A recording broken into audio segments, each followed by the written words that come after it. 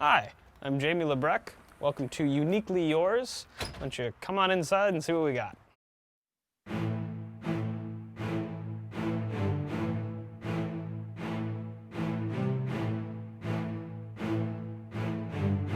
All right, so here we are in the basement.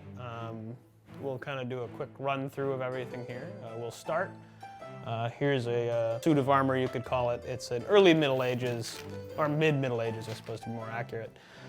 A suit of chainmail. This is what maybe the Vikings or the Normans in 1066 Battle of Hastings would be wearing. Just a chainmail, a kite shield, and a more simplified helmet there.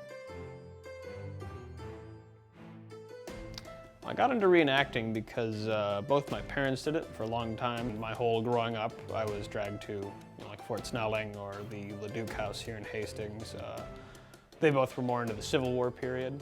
But my dad did a lot of Viking Age stuff as well a bit before that, so he already had a lot of spears and axes and whatnot laying around. And I personally took more interest in that, and then I started doing the Viking Age, and then I did more study, did more research, and found the whole Middle Ages basically very interesting, so I kind of got, kind of went wild on the whole thing. Over here we have some shields I made. These are kind of old by now. They're not historically accurate at all, but just for sparring and practice, they're good enough.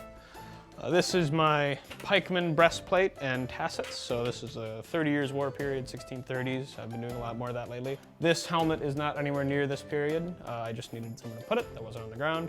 So don't take that as fact. The place I do a lot of my reenactment at is a museum in Elma, Wisconsin called the Castle Rock Museum. There they have a very large collection of original medieval artifacts, and it goes into the Renaissance and even down to the Bronze Age. So this whole period is covered in this museum in one way or the other, and it's all crammed into this relatively small museum. Me and usually a friend of mine, we often give medieval armored fighting demonstrations of how you put armor on, how you fight in armor, how you take it off, how much it weighs, why it's shaped the way it is, why does it look the way it does. We do lectures as well, so there's a small lecture hall in the museum, so we'll stand up in front of everyone and we'll lecture on a topic. I've done the Norman army in the early Middle Ages. I've done ancient battles and tactics. I've done the evolution of armor. Overall, that's what we do mostly at the museum. Me and my partner really enjoy being hands-on with people, and we think that it enhances the museum experience. Actually entering the game room, the kind of main area, we'll start over here. We have my favorite series of books here by Joe Abercrombie, my favorite author. And above that we have all the miniatures. So all the miniatures that my whole kind of friend group has collected and all put in one place. I got into miniatures mostly because we were already playing a lot of D&D, me and my friends, and we found that after a while that maps are pretty helpful. Just playing the game in general. And figure, well, if we're gonna have maps, it's kind of boring to use sorry tokens or, poker chips to represent things on the map. So we started getting miniatures, and most of them are unpainted when you get them. So I figured, well, I guess we're gonna have to start painting them. So all of us have kind of painted some at one point or another, but I, being host to most of the miniatures, started painting more and more, and I've got more stuff for it, and so I got into it that way. So we have a noteworthy, here's the ship I made. So this is all hand painted and assembled by me. Here we have our actual adventuring parties. So we have two campaigns that play here right now, and there are two groups of characters are right there. Over here we have a lot more enemies and kind of random things. Down here we have our unfinished stuff, so here's some Renaissance knights I have. Over here, if you want to zoom in, I've got my completed army of War of the Roses era infantry, a few knights, and then I have a Landsknecht pike group I'm working on right now, but they're not anywhere near done. Below this, I've got some of my armor displayed here. So I have my gauntlets. These are hourglass gauntlets. They go with my full suit. Over here we have some more miniatures. These are the more miscellaneous things, so carts and wagons, trees and boxes, and then some more bigger enemy figures that don't fit on those shelves. Coming over here, I have most of my full suit. The leg plates are in this box behind me, but the upper half of my suit is here.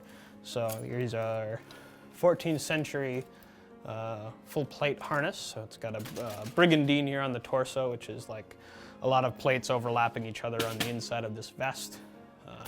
Chainmail, and this is a hound skull bassinet. It's designed so funny, specifically to ward away points.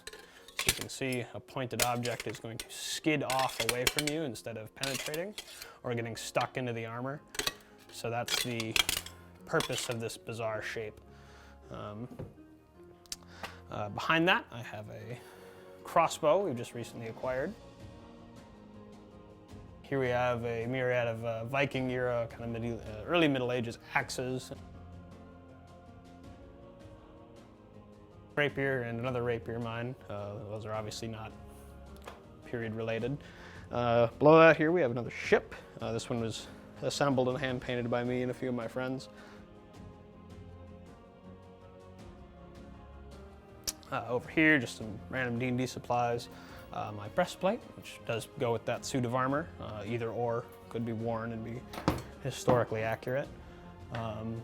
Here we have our kind of main display of cutlery. A lot of swords, which of course we're a big fan of here. They're from various periods. You know, long swords, kind of arming swords. It's a Viking sword. We have our shorter blades there, another side sword or rapier. Above that, we have my favorite Viking sword. It's one I usually wear at events. And then on either side, we have spears, which are underrepresented in today's culture. Very important weapon, the spear.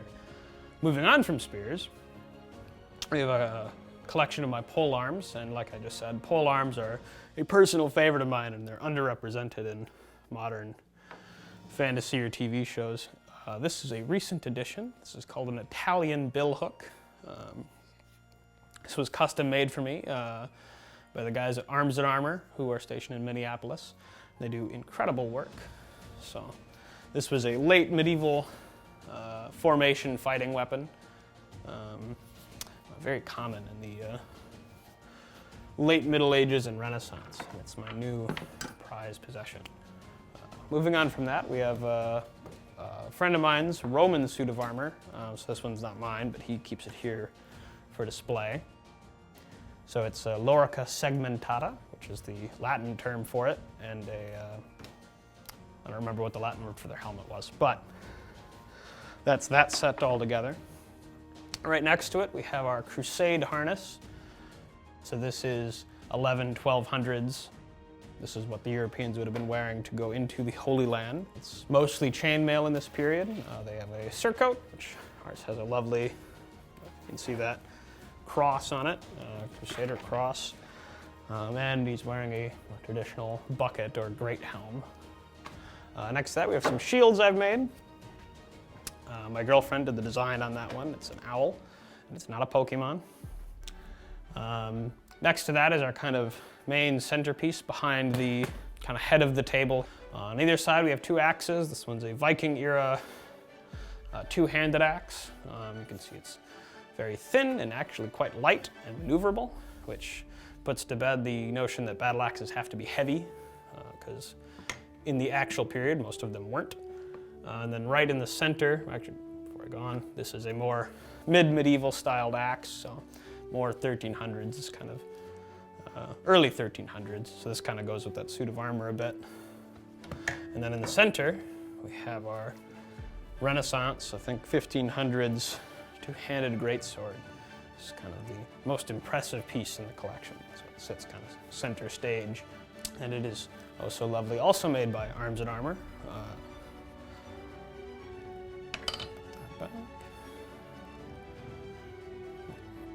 Over here, we have another shield made by me and a cross of some sabers here. One is a Napoleonic saber, and the other is a Middle Eastern shamshir, but if you want to call it a scimitar, you're not wrong necessarily. Up here we have a nice Crusade era falchion.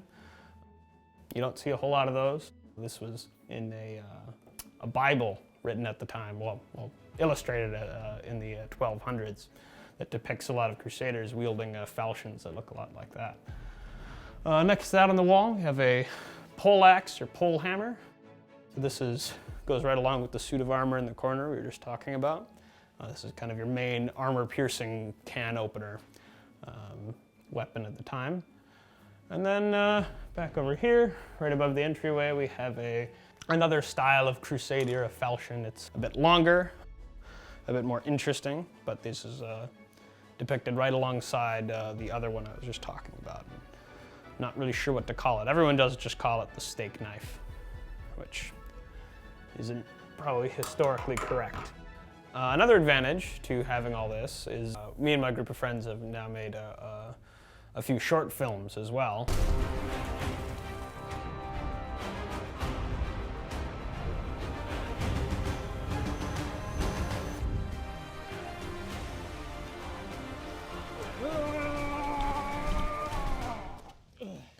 Because we already have all of the props for, medieval short films. Short films about, fighting or something like that. So we've done a few of those as well, which is convenient because I already have all the stuff for it, and it's a lot of fun. So that is the collection. Really appreciate you guys taking interest, and thanks for watching.